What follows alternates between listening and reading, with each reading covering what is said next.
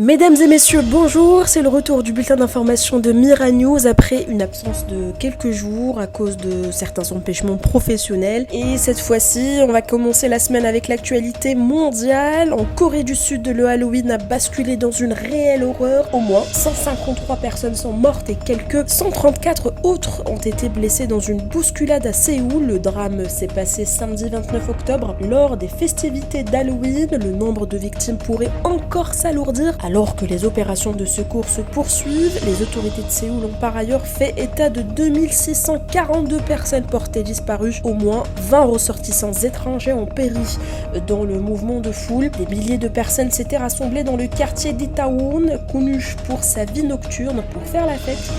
La plupart de celles qui ont péri sont des jeunes filles âgées d'une vingtaine d'années selon le ministère de l'Intérieur sud-coréen.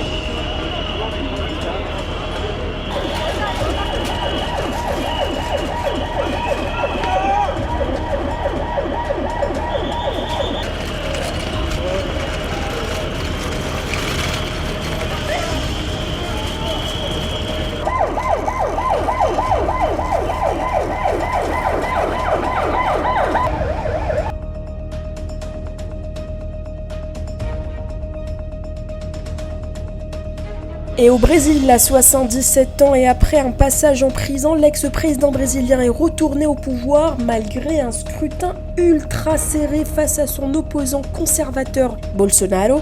Il s'agit là, selon les analystes, de l'un des plus spectaculaires retours au pouvoir jamais réalisés dans un pays comme le Brésil. L'ex-président de gauche a remporté l'élection dimanche avec 50,9% contre 49,1%, une victoire serrée saluée dans le monde entier.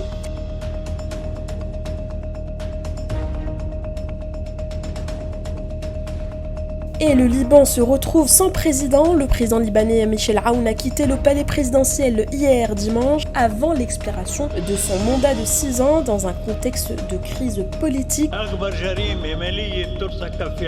Le Parlement n'a pas été capable d'élire son successeur. Le mandat de Michel Aoun a été marqué par une opération de l'armée en 2017 pour chasser du territoire libanais avec l'aide du Hezbollah des djihadistes présents près de la frontière syrienne. Le vote d'une nouvelle loi électorale en 2018 et au cours de sa dernière semaine, la signature d'un accord sur la délimitation de la frontière maritime entre le Liban et l'Israël.